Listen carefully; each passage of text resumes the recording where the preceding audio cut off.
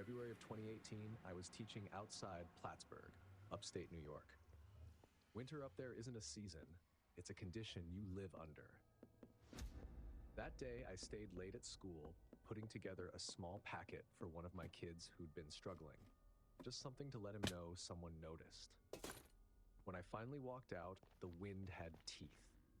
Snow was already moving sideways under the parking lot lights, thin at first.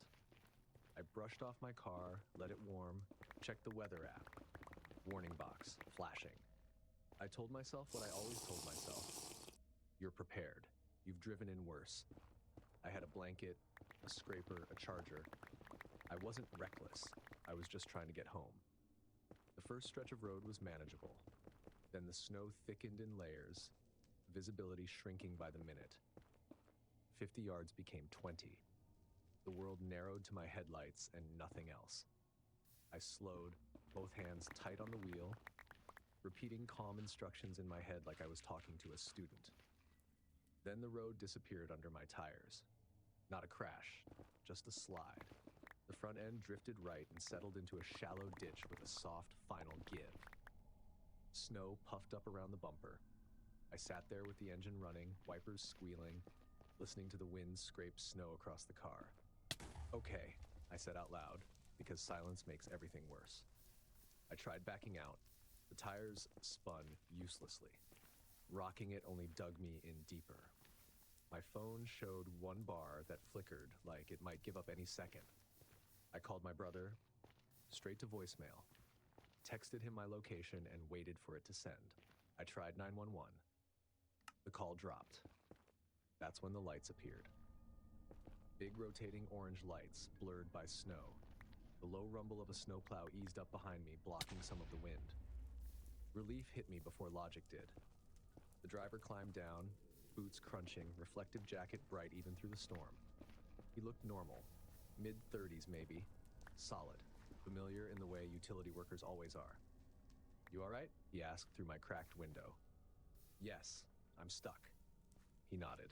Happens, storm's coming up hard. I was trying to get home.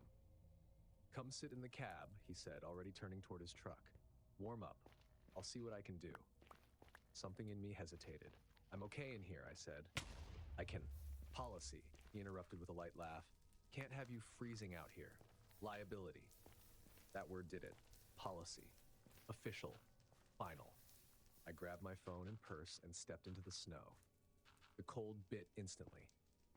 Heat rolled out of the plow cab when he opened the door, thick and comforting. I climbed in. The heater blasted my face. For a moment, I let myself relax. Then he climbed in and shut the door. Click. Click. The locks. He didn't look at me when he did it. Where are you headed? He asked. Home. Live alone? I blinked. I'm married. He looked at my hand like he expected proof. Husband waiting? Yes. What do you do? I teach. Elementary. He smiled at that, slow. That's nice. I pulled out my phone and started typing a message to my brother anyway. Something felt wrong in a way I couldn't yet name. Don't waste your battery, he said, noticing immediately. It's fine, I replied, keeping my voice even. His hand drifted toward mine, casual, like he was going to point at something. I pulled my phone back. You nervous? He asked.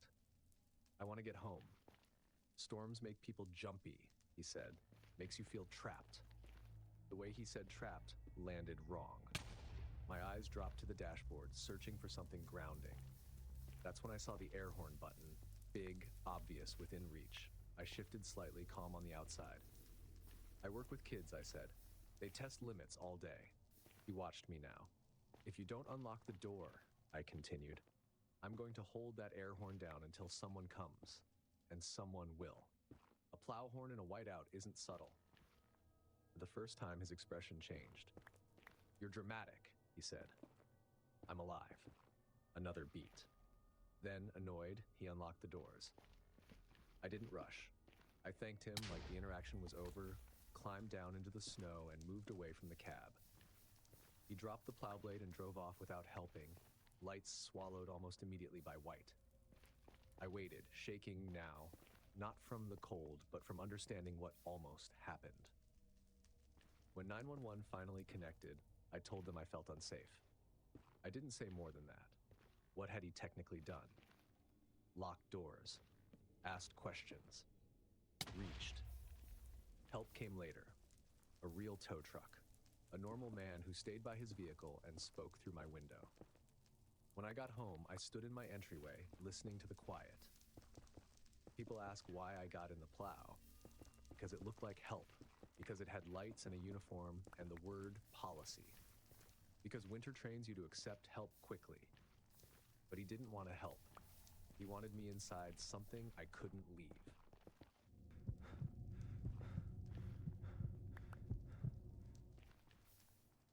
I was a senior at CSU in Fort Collins in January of 2021, which meant I was tired in a quiet, constant way. Not dramatic exhaustion, just the kind that makes your brain feel a half step behind your body. That night, I closed at my part-time job. Nothing unusual. People lingering longer than they should because snow somehow makes everyone indecisive.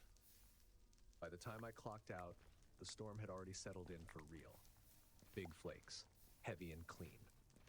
The kind that don't drift so much as fall straight down and erase things as they go. I drove home slow. When I turned into my apartment complex, it looked unreal.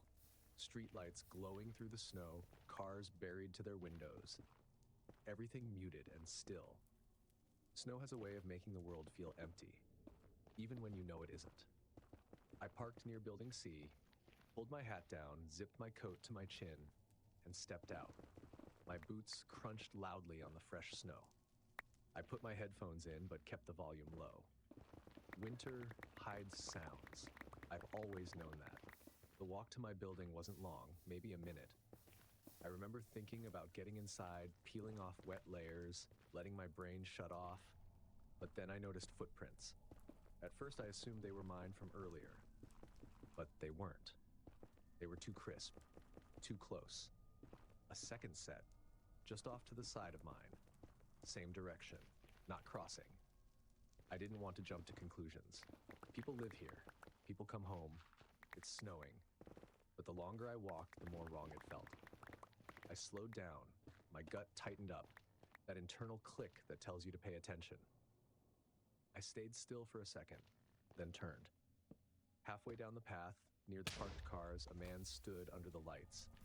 Hood up, hands in his pockets, face hidden by shadow and falling snow. Not moving. He didn't wave, didn't apologize, didn't pretend he was doing something else. He just stood there like he belonged. I turned back around and kept walking. Faster now. I could feel my pulse in my ears, the cold biting through my gloves. Behind me, crunch, crunch. When I turned, he was closer. Not by much, just enough to notice.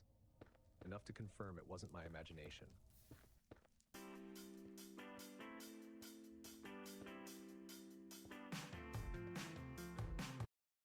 I pulled my phone out and unlocked it, holding it like a shield. I pretended to scroll, then lifted it to my ear and said loud, "Yeah, I'm right by Building C. See you in a second." I listened. The footsteps behind me changed. Not into running, just faster, closing the gap.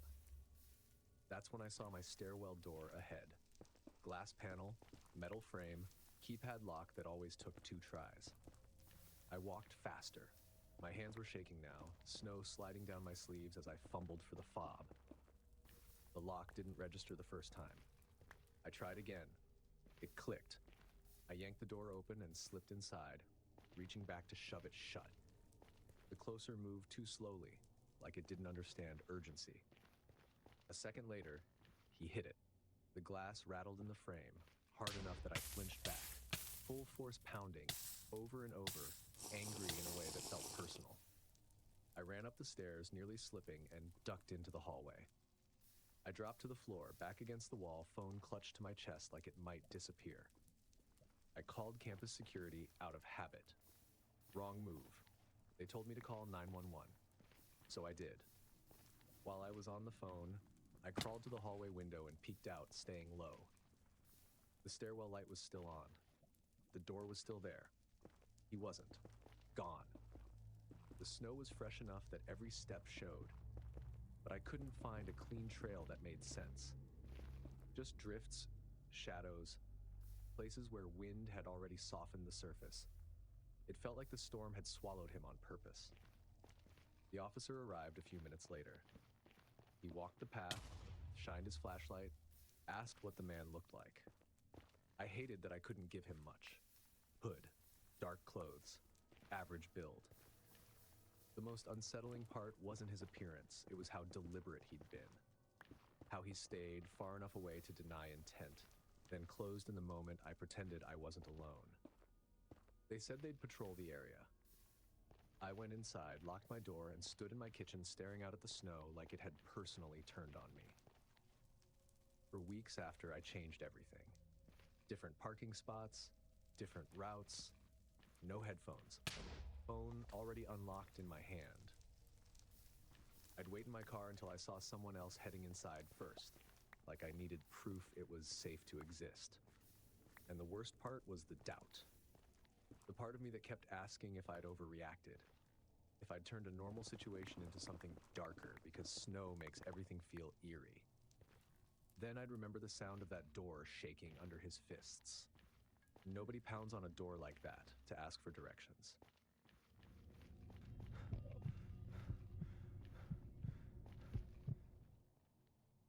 I like things that make sense. That's why what happened in Rapid City in December of 2020 still doesn't sit right with me. That night, the weather was bad enough that my phone wouldn't stop buzzing. Wind warnings, whiteout alerts, the kind of storm where the apps start using words like dangerous instead of inconvenient. I was home alone, which was fine by me. Blizzard nights are good excuses to stay in and not feel guilty about it. I had Netflix on, volume low. The wind kept hitting the siding in uneven bursts, sometimes hard enough to rattle the windows. The power flickered once, not out, just enough to make the lights blink and the router reset. I got up automatically and checked the locks. Front door, back door, deadbolt, chain. It wasn't fear yet. I went back to the couch. About an hour later, I heard a knock. Not a random noise, not wind, not something falling. 3 knocks, a pause, 2 more. It stood out immediately because storms don't knock like that. I muted the TV and listened. The wind howled, snow hissed against the windows, and then it happened again. Same pattern. Calm. I moved to the front window and pulled the curtain aside just enough to look out without putting myself on display. The porch light was on, snow blowing sideways through it, and standing on my porch was a woman. She looked young, mid-20s maybe, hood up, hair plastered to her face, shoulders tight like she was freezing. She noticed the movement behind the curtain and stepped closer to the door. "Please," she said, "can you let me in? My car broke down." I stayed behind the door and spoke through it. "Are you okay? Where's your car?" "Down the street," she said. "It won't start. I just need to warm up." That should have been simple, but something felt off immediately.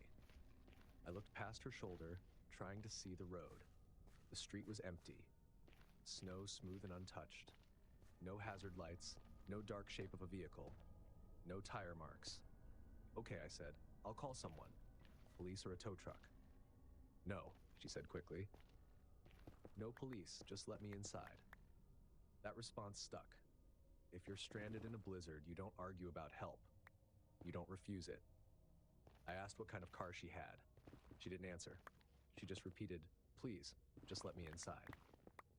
I leaned closer to the peephole and looked down at the porch. Her boots were wet. I stepped back from the door. "I can't let you in," I said, "but I'll call for help." And then her talking stopped. Instantly. She didn't argue, didn't plead, didn't get angry. She smiled.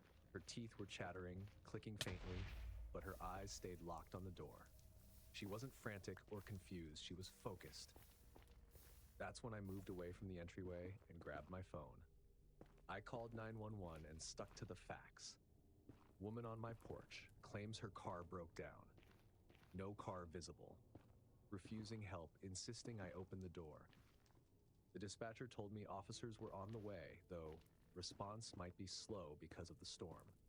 She told me to stay away from doors and windows and keep the line open. I killed the living room lights and stood in the hallway where I could still look toward the front without being obvious. Minutes passed. The woman stayed exactly where she was. She didn't pace, didn't stomp her feet, didn't turn sideways to block the wind. She just stood there, shoulders hunched, smiling at the door. I kept thinking, if she's freezing, why isn't she moving? Then my porch camera sent a motion alert. I opened the feed on my phone. The image was grainy but clear enough. She was right up against the door now, close enough that her breath fogged the lens. And she wasn't looking into the camera. She was looking slightly to the side, toward where I was standing inside, like she knew. I whispered to the dispatcher that she hadn't left, that she'd moved closer. The dispatcher told me officers were almost there. Headlights finally cut through the curtains, followed by red and blue flashes washing across my ceiling. On the camera feed, the woman was there. Then she wasn't. 1 second she filled the frame. The next, the porch was empty. Snow blowing through the light like nothing had ever stood there. The dispatcher told me to stay put. Moments later, a different knock came. Short, firm. Police. I made them say my name before opening the door. When I finally did, cold air rushed in like it had been waiting. They checked the porch, the steps, the street. One officer crouched near the base of the stairs, shining his flashlight over the snow. "There aren't any tracks," he said. That didn't calm me. It confirmed what I already knew. They walked around the house. Flashlights moved through the yard, the storm swallowing their voices. Then one of them called out from behind the house. I went to the back window. My back windows were covered in smeared handprints. Not neat ones. Full palms, fingers dragged down the glass, like someone had pressed against the glass and moved, trying to figure out where I was inside. There were no tracks in the yard beneath them. The officers took photos, asked questions I didn't have answers to, promised extra patrols. Eventually, they left. I didn't sleep that night. I sat on the couch with every light on, listening to the wind, replaying her smile, and the way she stopped talking once I said no. For weeks after, I checked my locks twice. I adjusted the porch camera to cover more of the yard. Every knock, even normal ones, made my stomach tighten. Storms don't bother me the same way anymore. Because that night taught me something I don't like thinking about. She didn't need shelter. She needed me to open something.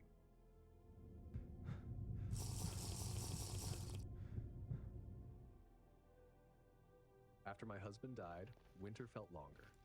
Not colder, just heavier. I'd wake up, make coffee, stare out the kitchen window, and measure my day in inches of snowfall. Snow is just work when you live alone. People who haven't had to do it every time don't really get that. They talk about how quiet it is, how pretty everything looks covered in white. But when there's no one to trade mornings with, no one to say, "I'll handle it today," snow isn't peaceful. It's an obligation that shows up whether you're ready or not. Boots by the door, old coat, gloves that were worn thin but familiar, shovel. My driveway wasn't big. 1 car wide, just long enough to reach the street. I cleared it myself because I could, and because it felt important to prove that I still could. I was a nurse most of my life. Retired, yes, but I didn't like feeling helpless in my own home. So in February of 2018, my mornings followed a rhythm. Coffee, shovel, scrape down to the pavement, push snow to the sides, make a clean path. That morning was no different. I finished around 7, got it looking decent, and drove into town for groceries and a prescription refill. The sky stayed gray, the kind that never quite decides if it's done snowing. I came home late afternoon, pulled into my driveway, and stopped so suddenly I stalled the car. For a second, I thought I'd turned into the wrong house.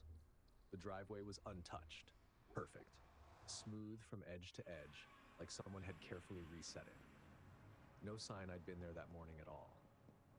I sat in the car staring. Wind doesn't do that. I stepped out, walked up the side of the driveway, and crouched to touch the surface. It wasn't powdery. It had a pressed, even crust, like it had been smoothed deliberately. I checked the weather on my phone. No new snowfall, no strong gusts since midday. I told myself maybe I remembered wrong. Maybe I hadn't finished as well as I thought. That's what you say when you don't want to name something unsettling yet. The next morning, it was the same. I stood there with my shovel in hand, looking at a driveway that didn't look like it needed shoveling at all. This time, I paid attention. I cleared it again, slower, more careful.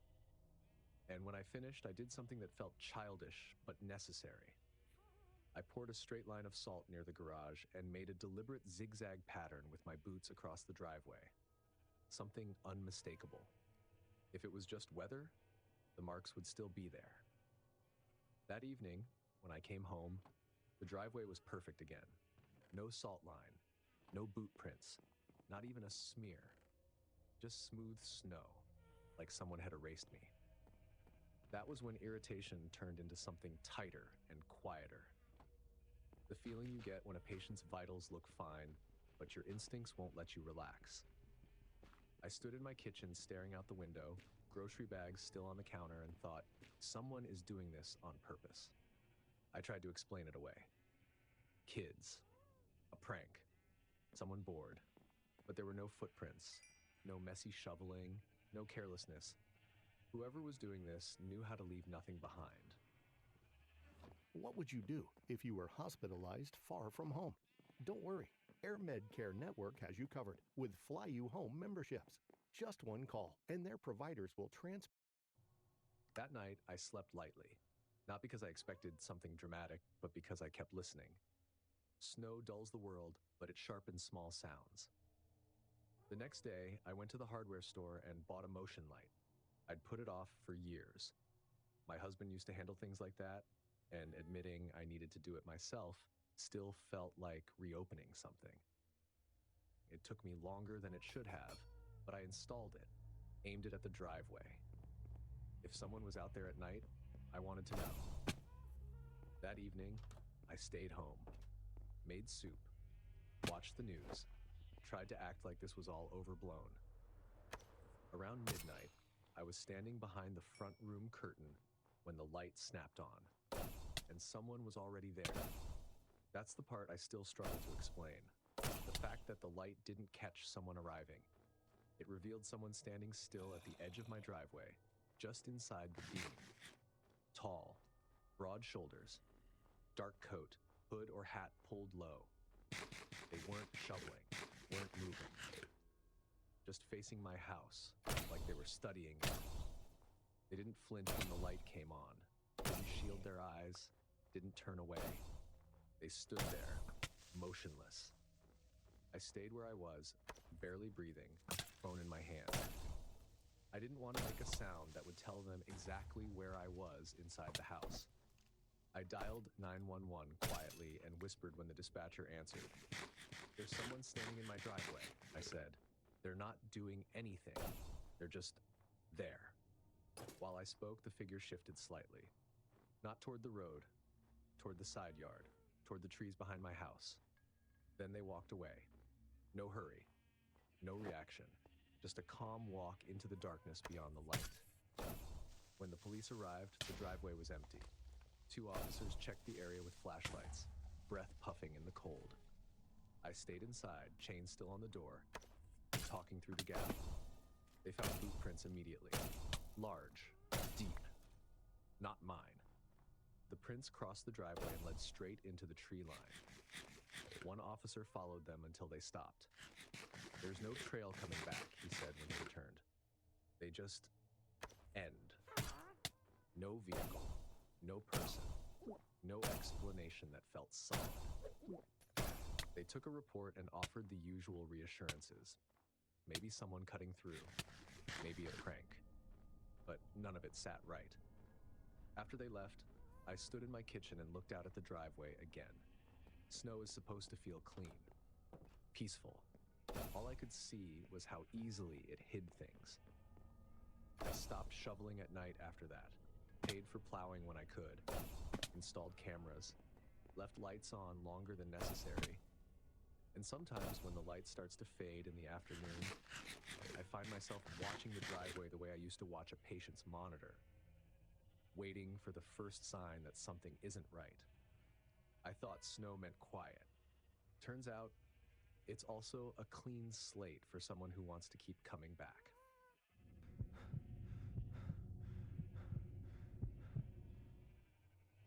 I was 19, and it was my first winter working in Gatlinburg. People picture lodge jobs as cozy, fireplaces, tourists in sweaters, hot chocolate behind the desk. That wasn't my reality. I was seasonal. That meant late shifts, basic duties, and being trusted, mostly because I was cheap and didn't complain. The lodge sat right up against the woods. In daylight, the tree line looked harmless.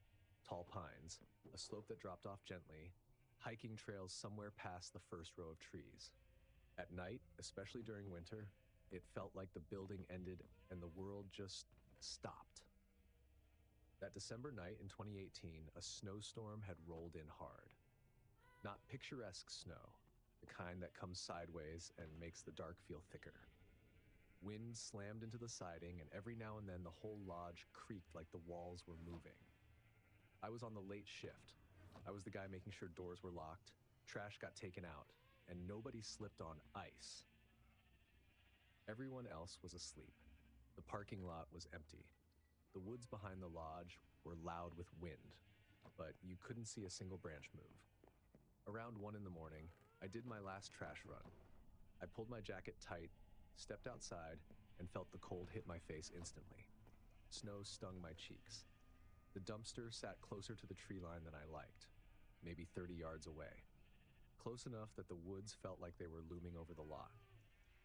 I dumped the trash, shut the lid, and turned back toward the lodge. That's when I heard it. A scream. Not an animal, not coyotes. I grew up in Tennessee. I know the difference. This was raw and human. High, panicked, strained. The kind of sound that makes your body react before your brain does. It came from the woods behind the lodge. Not deep, not far away. My first thought was simple. Someone's hurt. My second thought followed right behind it. Why would anyone be back there in this storm? The scream came again, shorter this time, like whoever it was didn't have the breath to keep it going. I took one step toward the trees. Silence. I stood there, listening over the storm. Nothing. I turned halfway back toward the lodge, then toward the woods again. My brain was scrambling for explanations, anything that would let me go inside and forget I'd heard it. Then the screaming started again. I stayed still this time, and it kept going. I took another step forward. Silence. I stopped. The screaming came back. I took a step backward. Still screaming. That's when it clicked that this wasn't random. I tested it like an idiot, like it was some kind of experiment. One step forward, nothing. Stand still, screaming. 2 steps, nothing. Freeze, screaming. It never got closer, never farther away. It was holding the distance. My throat felt dry and not from the cold. I backed closer to the lodge lights and pulled my phone out with numb fingers. I called my supervisor. He answered groggy and annoyed. I told him there was someone screaming in the woods behind the lodge. He asked if I was sure it wasn't an animal. I'm sure, I said. While I was talking, the screaming stopped again, even though I hadn't moved. That made something twist tight in my chest. My supervisor said he'd call Mark, the overnight security guy, and told me to stay by the building.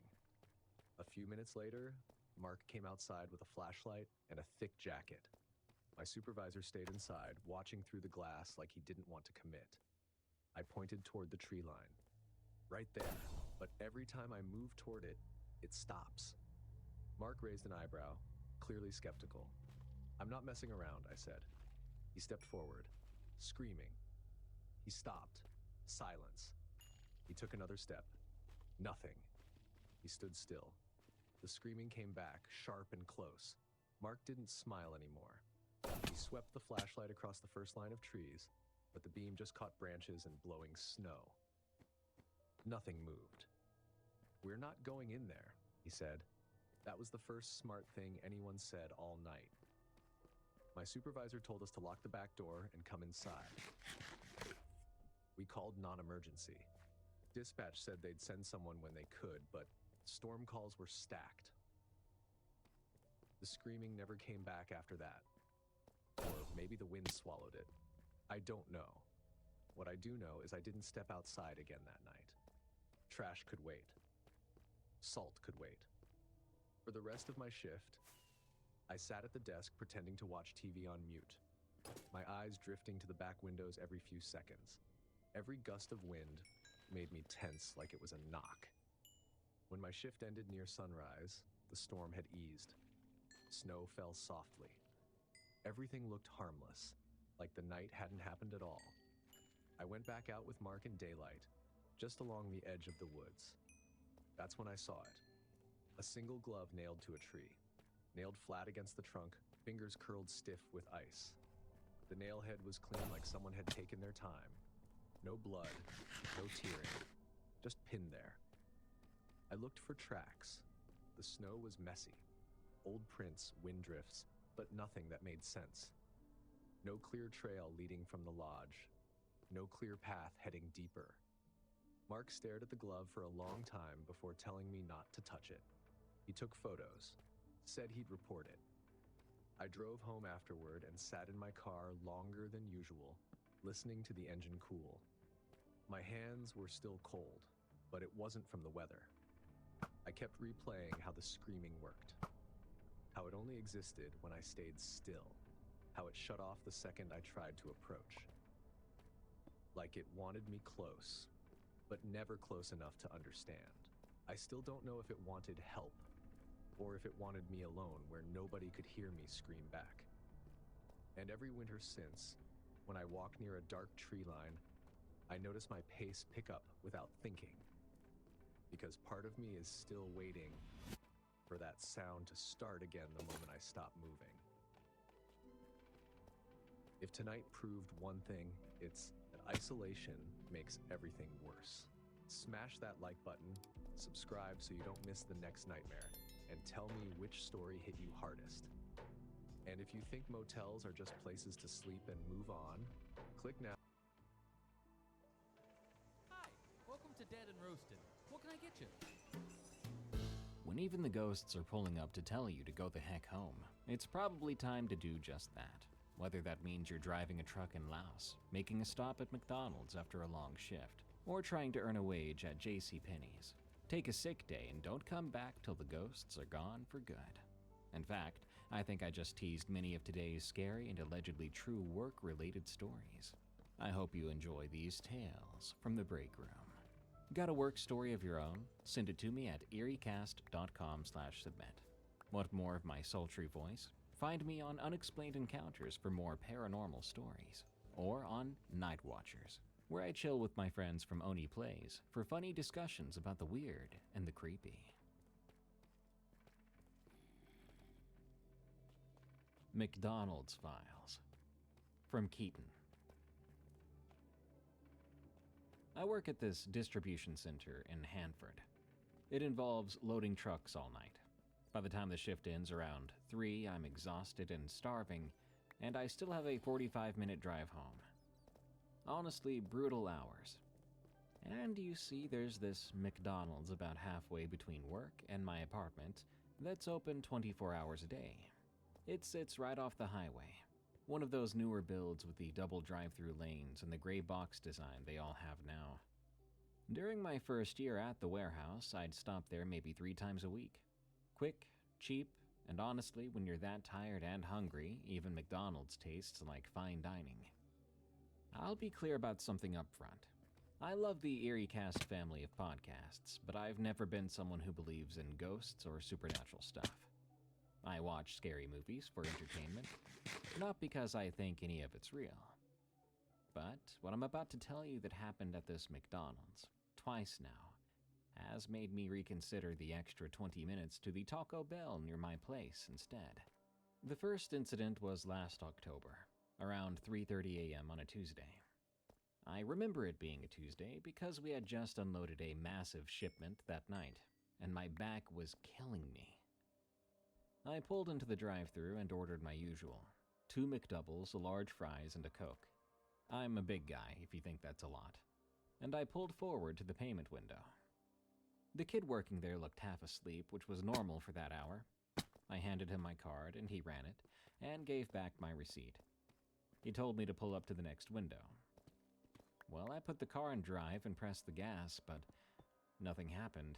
And then the engine just died. Complete electrical failure.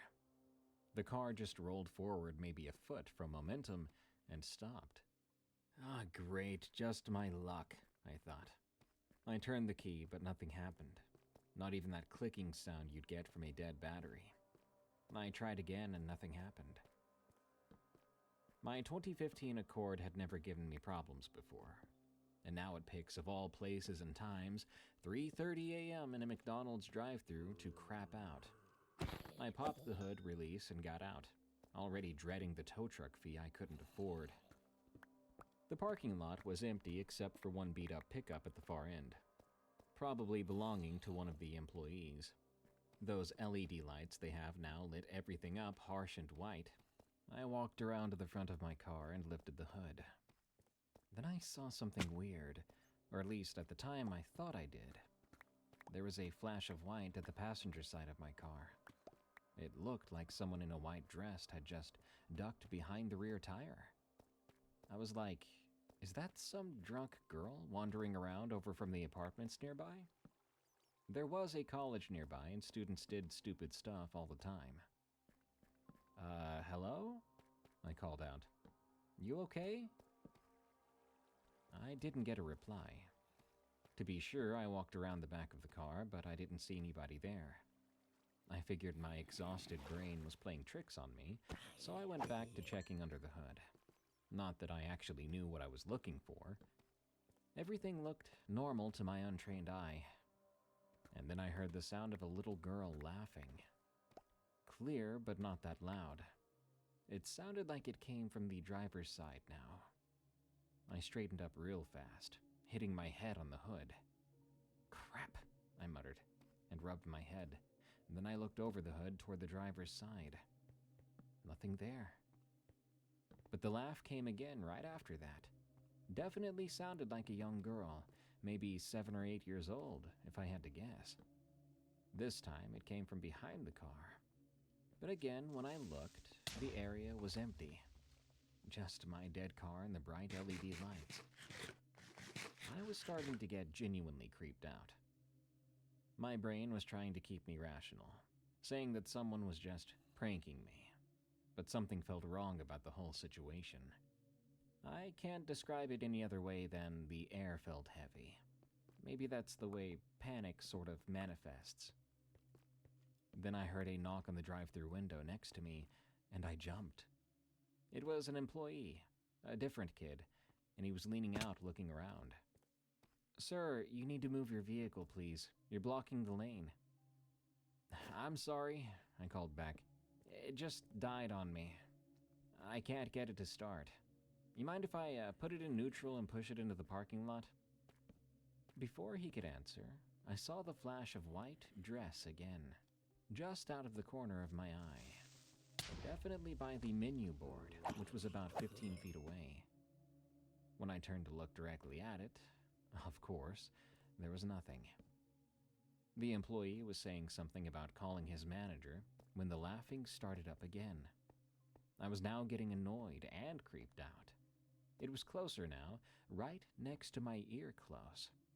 Jesus, I thought I felt breathing on my neck, somehow colder than the air that night, and it was a cool night. I ran back to the driver's side door and jumped in, slamming it shut. Took me a moment to wonder how I might have looked to the employees inside the building, if they saw me do that. Catching my breath, I then tried the ignition again, fully expecting nothing to happen. But thank my lucky stars, the car started immediately. The dashboard lit up, the radio came back on, and everything worked perfect. I put it in drive, took a deep breath, and hoped at the next window that my food would be handed out to me immediately. Lo and behold, it was. As I left, in my rearview mirror, I swear for the briefest of seconds, I saw a small figure in white next to the corner of the building. But when I blinked, it was gone. So at this point, I'm thinking maybe I'm really tired, really crazy from too long of a shift. But what happened next, or at least next time, confirmed what happened that night. So I avoided that McDonald's for about 2 months after that. I started to pack my lunches for a while, or just go hungry until I got home. But one December, after a really rough shift, where I had to pull a double, I was way too tired to think straight. Muscle memory took over, and I found myself pulling into that same McDonald's parking lot, before I even realized where I was. This time I decided to go inside. I was thinking about what happened in the drive-thru that one time, and I didn't want it to happen again. So I would just eat inside. Inside, the dining area was empty, which was typical for a 3 a.m. on a Thursday. The girl behind the counter could not have been older than 18. She had dyed black hair and purple streaks, heavy eyeliner that had smudged during her shift, apparently, and a face full of piercings. She was kind of intimidating looking. She looked like she was coming down from something. Her pupils were dilated and she kept scratching at her arms. Her name tag said Raven, which I'm pretty sure wasn't her real name. "Welcome to McDonald's," I remember her saying in a monotone voice. Then she stared at me. It was weird because it didn't seem like she was staring at my face, but more like she was staring through me, like I was a ghost. I ordered a Big Mac and some nuggets. The whole time I was ordering, she kept doing that stare, barely blinking. I was starting to feel self-conscious. I thought, is there something on my face? Do I just look weird and never realized it? It was uncomfortable. But then again, I thought maybe she's just really high and trying to get through her shift. While they were preparing my food, I noticed she stayed at the register. And at first, she kept glancing over her shoulder, towards me. They weren't quick glances either, but long and focused ones. When she handed me my tray when my food was done, her hand seemed to be shaking. Thank you," I said, and turned to find a seat. "Wait," she said. Her voice was a little different now. "Don't sit by the windows." "Huh? Why's that?" She was already turning away and busying herself with wiping down the already clean counter. I was like, that was weird, and, partly out of spite for the weird interaction, I chose a booth right by the big windows that looked out onto the parking lot. I was eating my food for about 5 minutes or so when I noticed Raven staring at me again from behind the counter. This time she wasn't glancing anymore. There was no gap in between looks. She was just staring straight at me. The expression she had was hard to read. Was she concerned, scared, tripping super hard? I tried to ignore her and focus on my phone. I was scrolling through Reddit while I ate. After a few more minutes, she disappeared to the back. I figured her shift was over or she was taking a break. But then she came around the counter and started walking straight toward my table. And it wasn't casual at all. She was like power walking. She slid into the booth across from me without even asking. "Dude, you need to move," she said. "Excuse me?" She leaned in close. I smelled cigarettes on her, maybe something else. "This little girl has been walking by the window behind you for the past 15 minutes. Back and forth, and every time she passes, she stops and stares at you and smiles." My blood went cold. I swear to God she said that. I didn't turn around. Instead, I replied, "What little girl?" "White dress, long dark hair, maybe 7 years old. She's been out there since you sat down." I saw her walking from the drive-thru to the dumpsters and back and over and smiling. It looked like she was shaking. I was going to report it, like, why is a little kid out there by herself? But there's something not right about her, man. I don't think it's a little girl. I finally turned around slowly. The parking lot was empty except for my car and an employee vehicle or two. The LED lights lit everything clearly.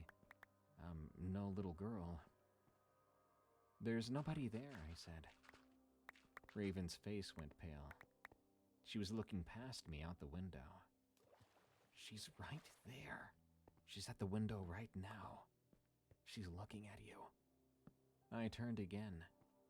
Nothing. Just my own reflection in the window. All right, I don't see anything still. She just laughed, Raven whispered. I stood up so fast I knocked over my soda. It spilled across the table and onto the floor, but I didn't care. I threw my stuff away and grabbed my keys and headed for the door. The worker girl called after me, but I ignored her. I burst out the door and basically ran to my accord. Once again, probably embarrassing myself to the McDonald's employees. My car started fine. There was no other sign of a ghost girl that night. I peeled out of the parking lot and haven't been back since. Over time, I was sharing these experiences with a coworker of mine. He lives in that area, and he claims that a little girl had actually been killed in a hit and run in that area. He says she was around 9 years old. I'm not sure what to believe, but at this point I just drive straight on past, keep on the highway. I'll eat when I get home or keep some snacks in my car.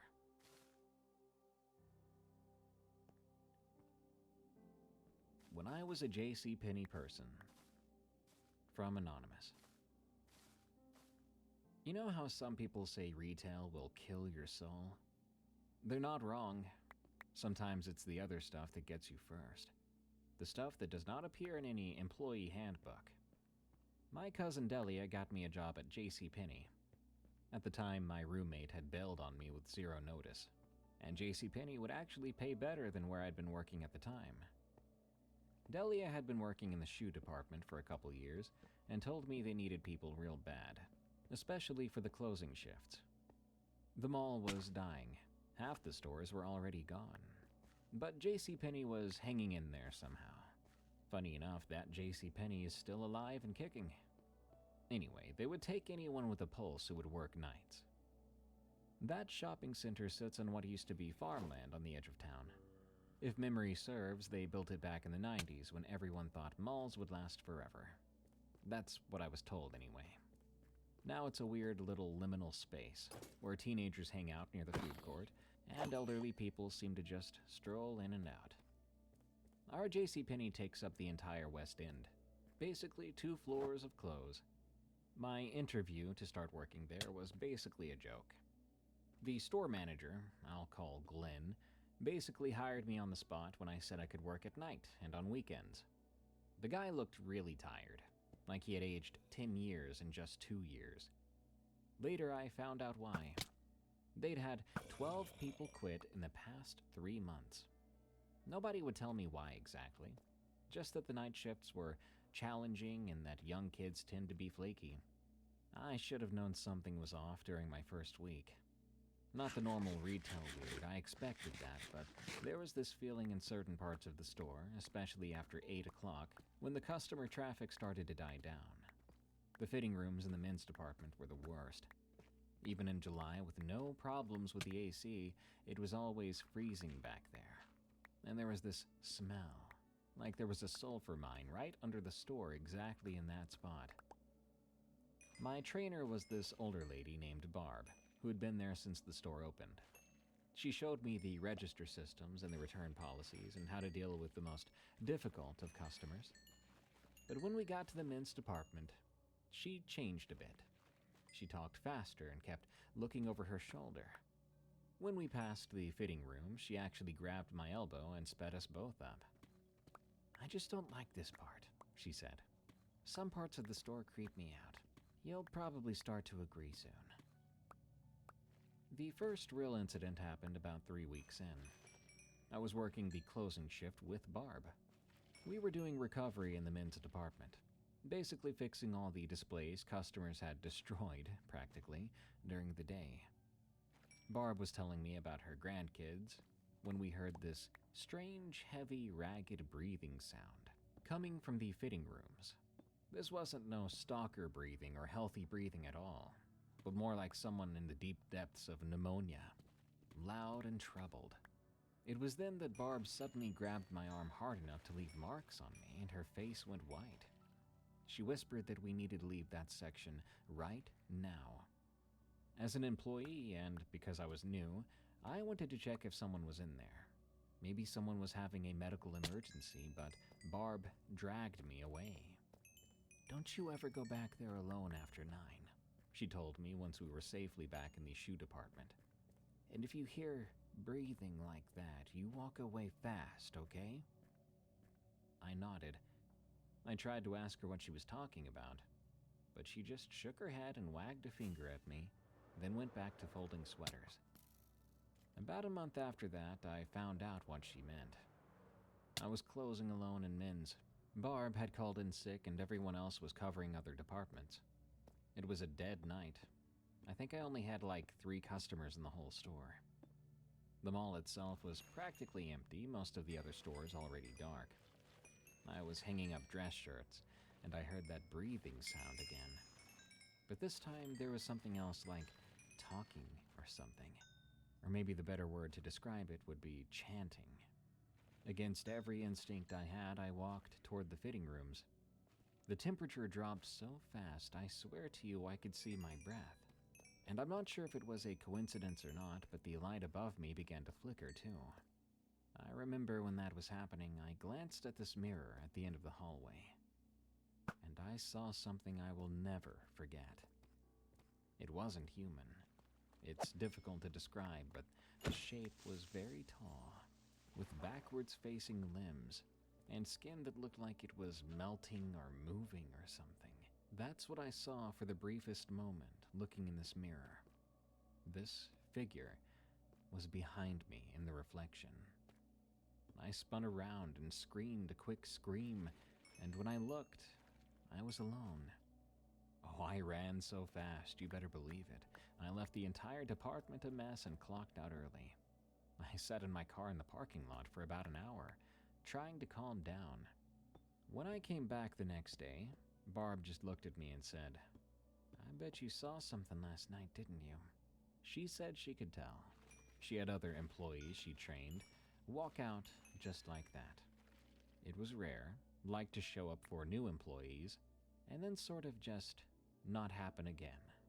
Very strange, and I didn't know what it was. But it didn't happen again.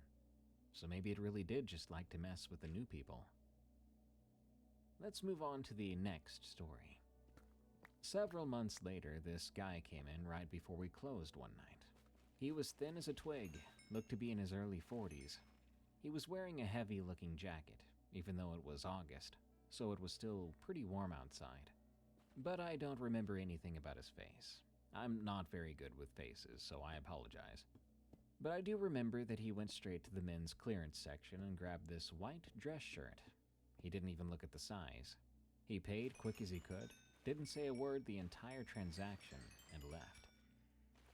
And then it gets weird. Security footage later showed him leaving through the mall entrance. I didn't get to see it myself, but I was told by the security guards. 20 minutes after that, when I was doing the final walkthrough, I found the same shirt, still with our tags on it, shoved behind a rack of winter coats. I only noticed it because of the smell, like blood. The shirt was covered in blood. Not splattered like from an injury, but smeared, like someone had used it to clean up a mess. And it was still wet. Yeah, I might be an idiot because I decided to touch it myself to be sure. So yeah, that's when my manager called mall security. But the guy was long gone according to the cameras. They never found the guy, and the really messed up part was when they reviewed more of the footage, they found him on camera doing the same thing 3 other times over the past year. always returning clothes he had just bought to the store, sneakily. Except apparently the other items he brought in weren't covered in blood, but other things. I wasn't told anything else about that part, but I do know the other items did not have blood. Guess I was lucky to be there to experience this one being covered in blood. After that, the cops were involved. As far as I know, though, they never caught him. Glenn tried to keep the situation quiet, but word did get around. After that, none of us would work the men's department alone. We would do the walkthroughs in pairs and check every hiding spot first.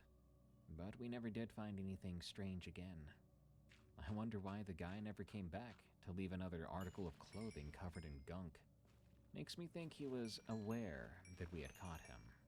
So maybe he was watching from somewhere in the mall. Ugh, creepy stuff. This next one's pretty weird. There were rats in the store. This happened around Christmas. The store was actually busy for a change. I was working the stock room with a new girl named Priya, and we were processing shipments. We had a really big stock room, filled with metal shelving units that went up about 20 feet high. During the day it was fine, but at night it could be a little creepy, like a shadow maze. We would hear scratching in the walls on occasion. It's not unusual for an old building. It would probably be mice or the occasional rat, but it got louder sometimes.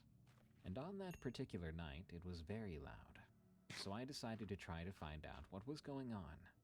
I followed the noise to this corner where we kept damaged merchandise, waiting to be sent back. The scratching was coming from inside a huge box of returned comforters. It was moving slightly, pulsing like it was breathing. Priya told me to leave it alone, but I'm more of a curious type. I grabbed a box cutter, and I thought maybe some animal had gotten trapped in there. When I opened that box, oh God, about 30 rats poured out. They didn't scatter like rats would. They instead crawled out and made this weird semicircle and looked at me. They were completely still for about 3 seconds in this little formation of theirs, and just as Priya screamed, they ran off. It was a quick experience and very weird and creepy. But now that I look back on it, it's kind of funny. What were these rats doing? Having a little rat meeting?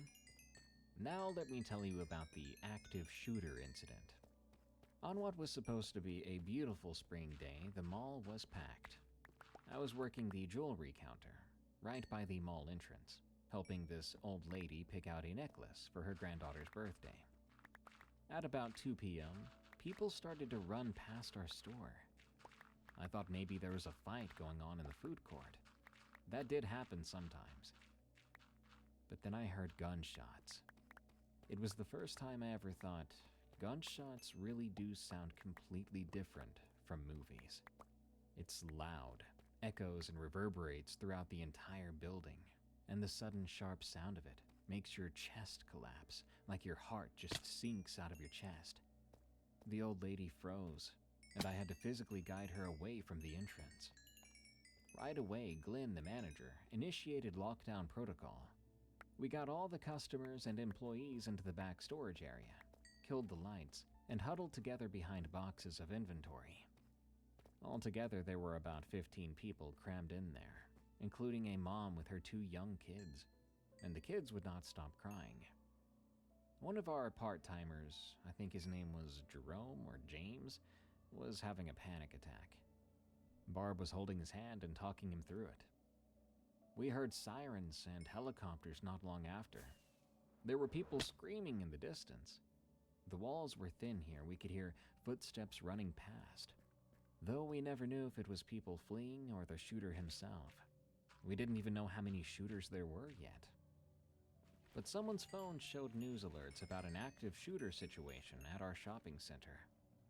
Glenn kept trying to get information from mall security on his radio. But it was pure chaos. Different voices cut in and out. Codes were being called that none of us understood. We stayed in lockdown like that for 3 hours, not knowing if someone was about to kick down the door and start blasting. After that time period, police located us, and we were escorted out of the building. Thankfully, we learned that no one was hurt, well, except for the shooter. They stopped the guy near the Macy's on the opposite side. He actually never came close to our side of the building, thank God. The mall had to close temporarily for about a week. I imagine that the people who owned the mall and a bunch of the shop owners were upset, and I like to imagine that possible lawsuits were thrown around. When we finally came back, though, things went back to normal pretty quick. I worked there for some time after, maybe a year or two before I got a better job. Some folks get nostalgic for their old jobs. I do, just not for that one. Maybe the friends I had there, but not the job itself.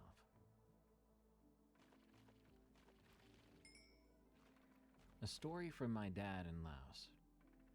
From TZ13. Growing up, my dad never talked about Laos.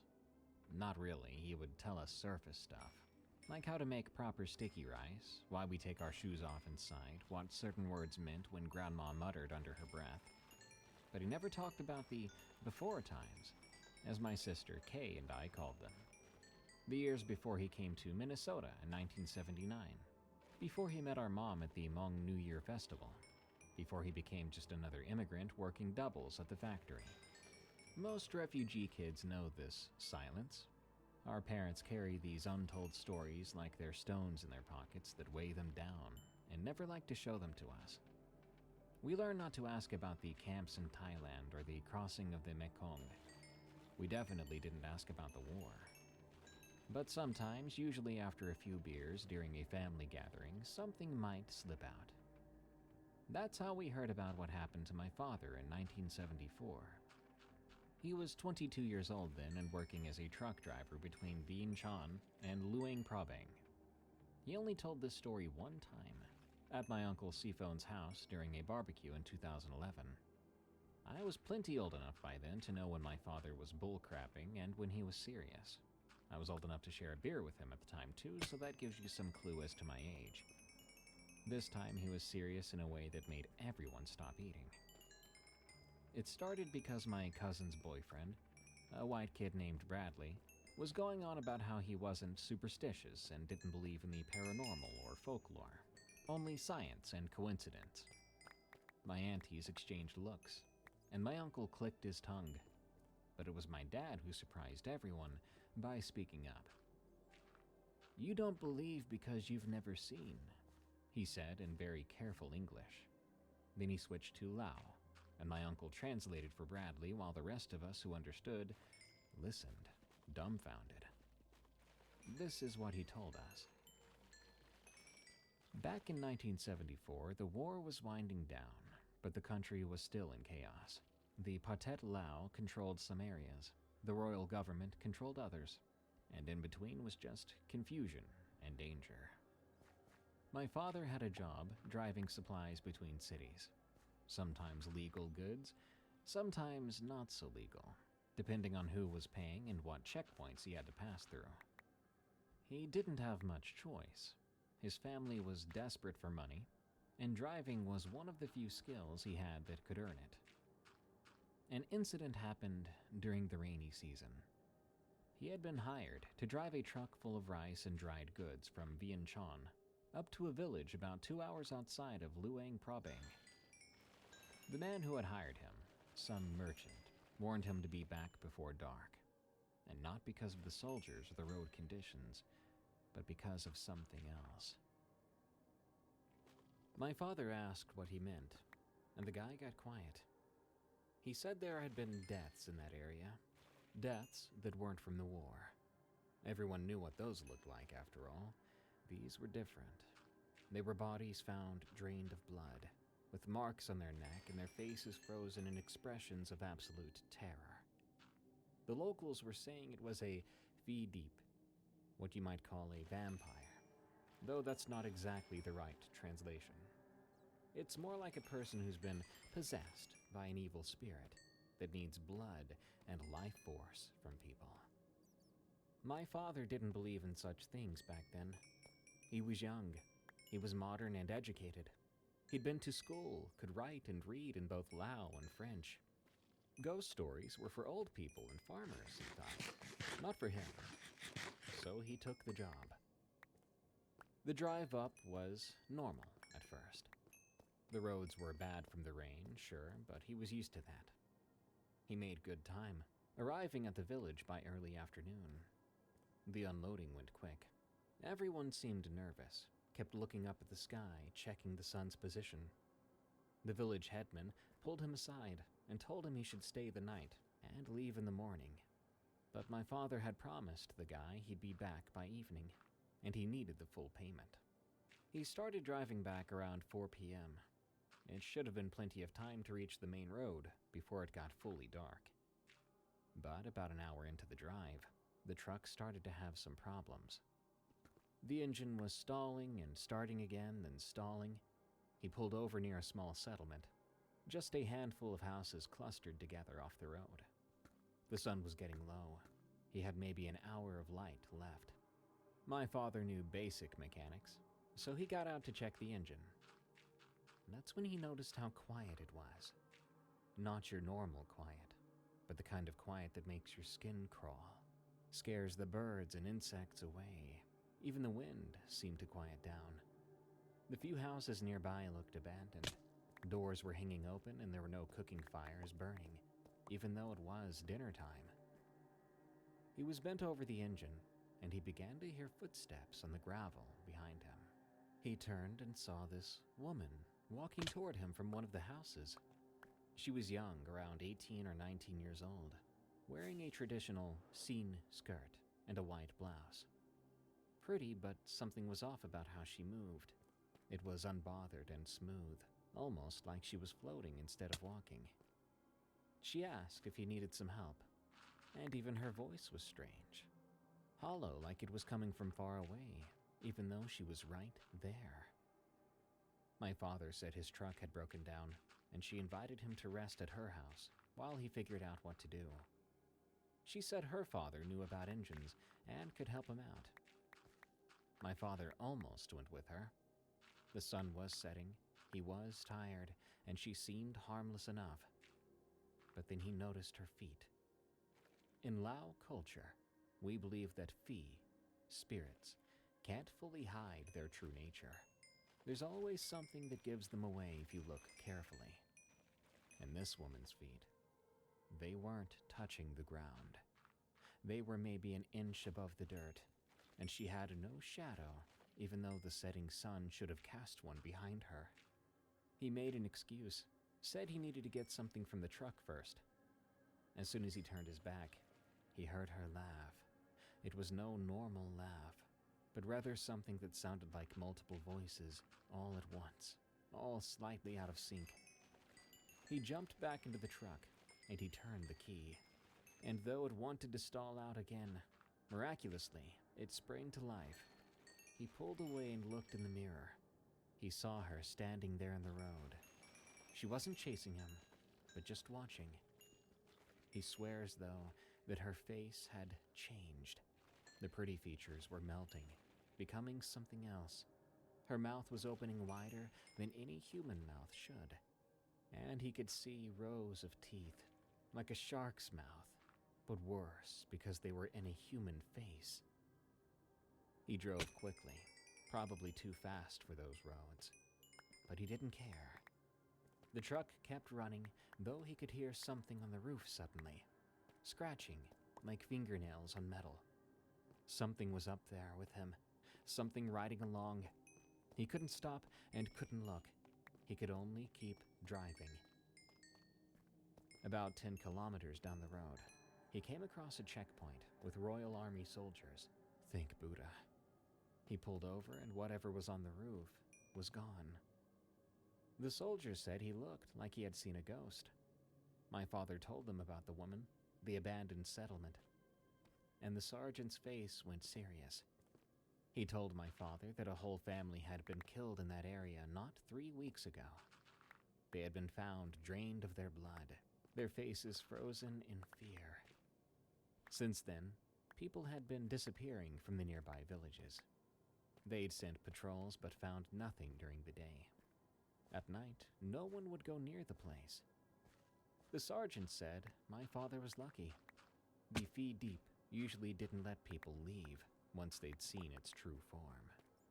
Maybe it was playing with him, or maybe the truck starting when it did was some kind of divine protection.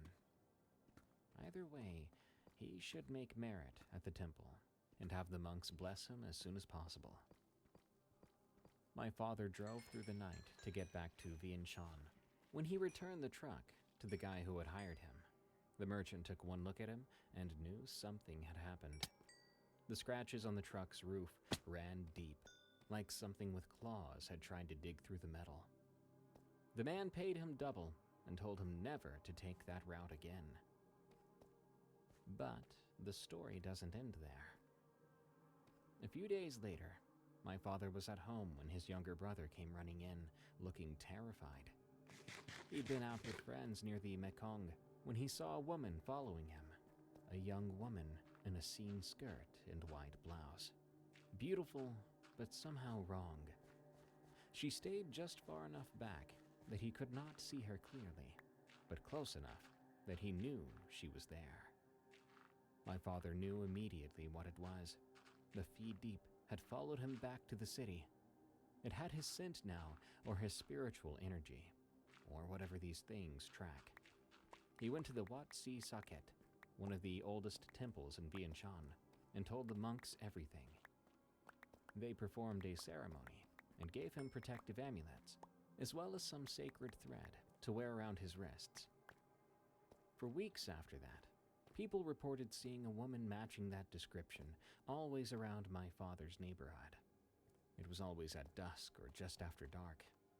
She would be watching and waiting. My father slept with Buddhist scriptures under his pillow and holy water by his bed. He never went out after dark. Then the reports stopped. A monk told my father that the Fee Deep had probably found other prey, or had been driven off by the temple's protection. But my father never forgot. Even years later, safe in America, he would sometimes pause at sunset and look out the window, checking for shadows that shouldn't be there.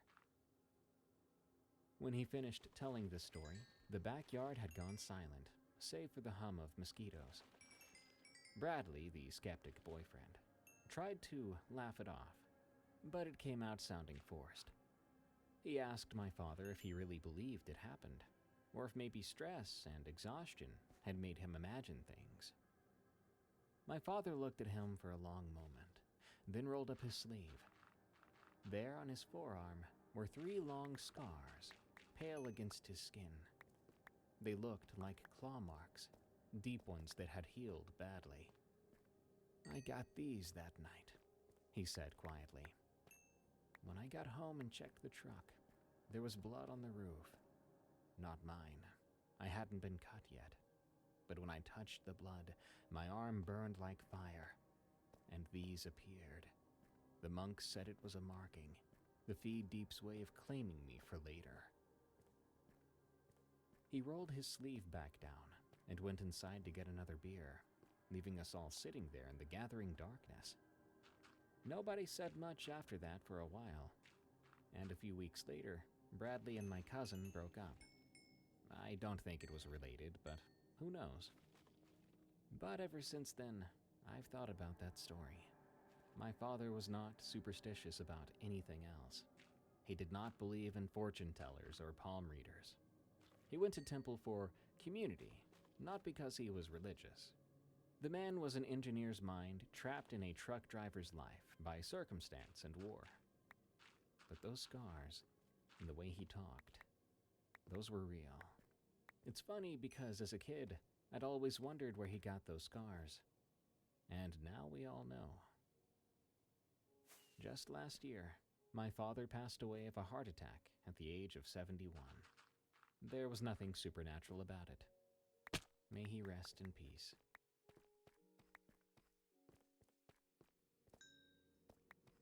The stuff I don't show. From Rick. I'm a YouTuber, but I'd like to keep that aspect completely anonymous. So I'll just call myself Ridgeline Rick. My fans always ask me why I don't do more nighttime camping videos, Because you see, I'm an outdoors YouTuber.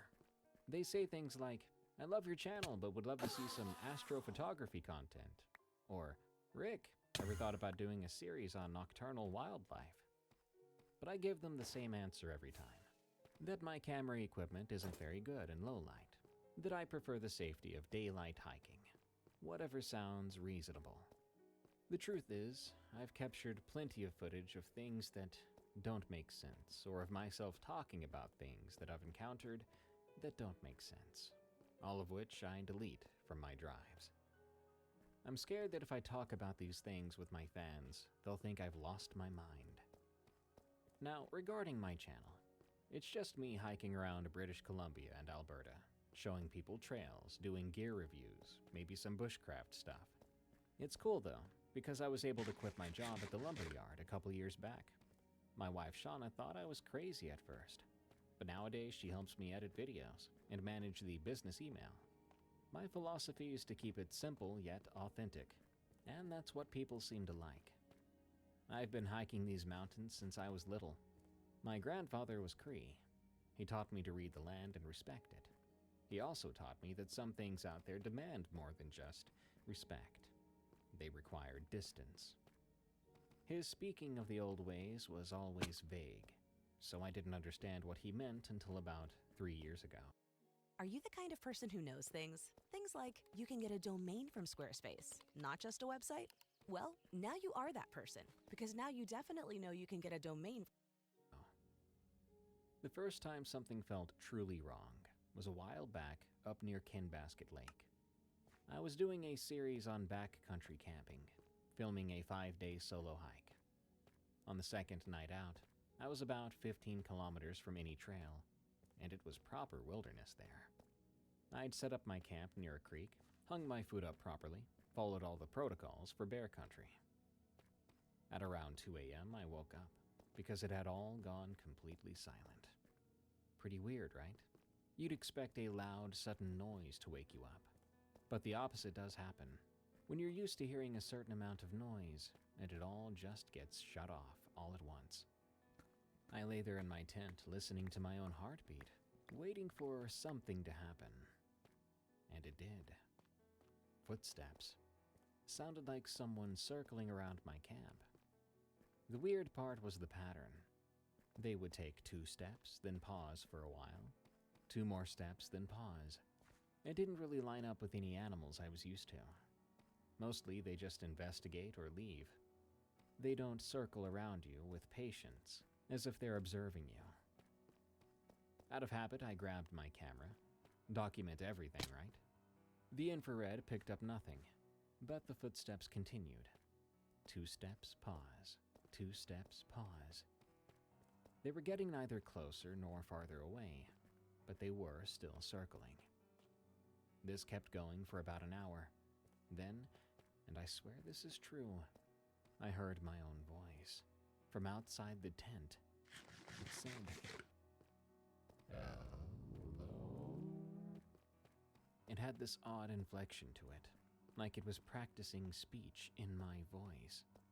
I didn't move, didn't dare respond in any way. My grandfather had told me stories about things out there that can mimic human voices to lure you out. I thought they were just stories to keep kids inside after dark. But lying there, hearing my own voice coming from something that definitely wasn't me, I suddenly believed every word he'd said, literally. Eventually, the sun came up. The normal sounds came back. And I looked outside. There were footprints around my camp. Bare human feet, but they seemed to belong to someone quite large, because these footsteps were long, like size 15 or some crap like that. It suddenly made sense how I was hearing 2 steps and then a pause over and over, because that's how the footsteps appeared, stopping and starting randomly after just a couple steps.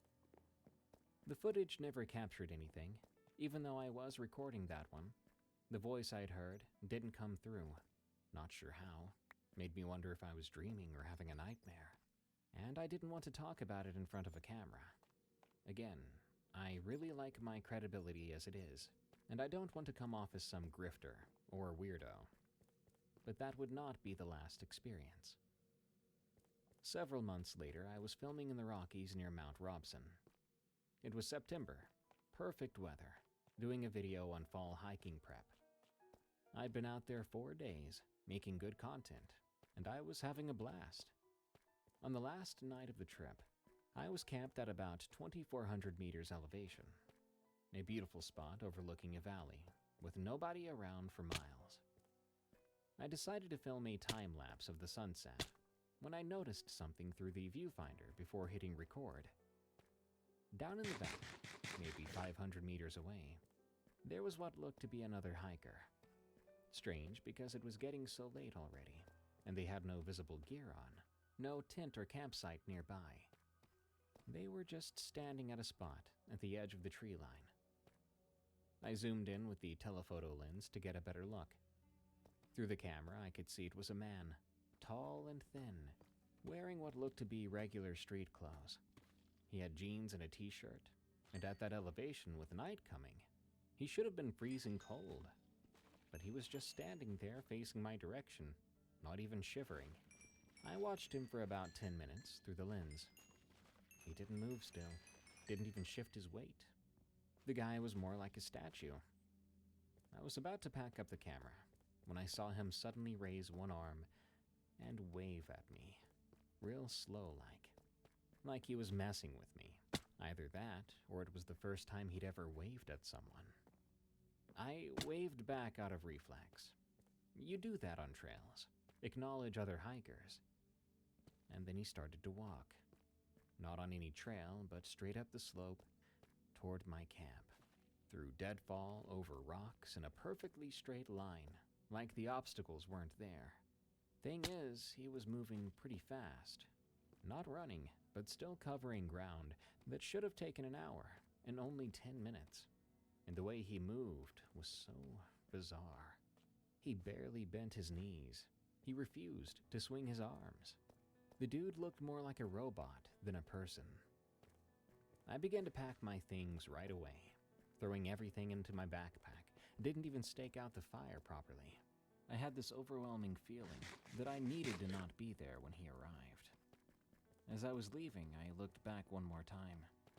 He was standing exactly where my tent had been, standing there in the same position, facing the direction I'd gone.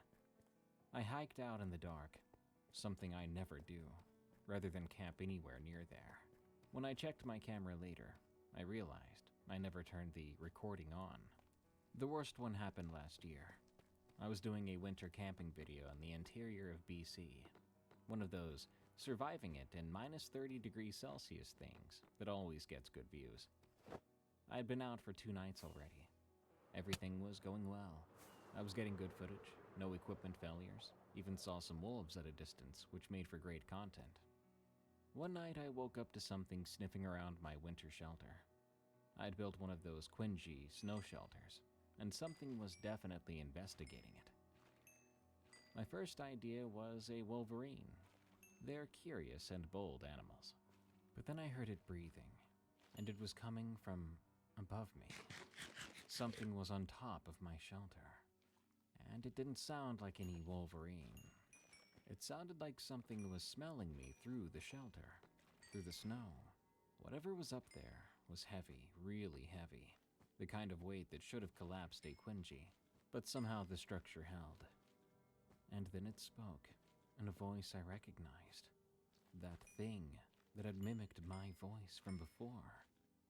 It was trying to say my name, like someone trying to speak while their mouth was full of something wet and sloppy.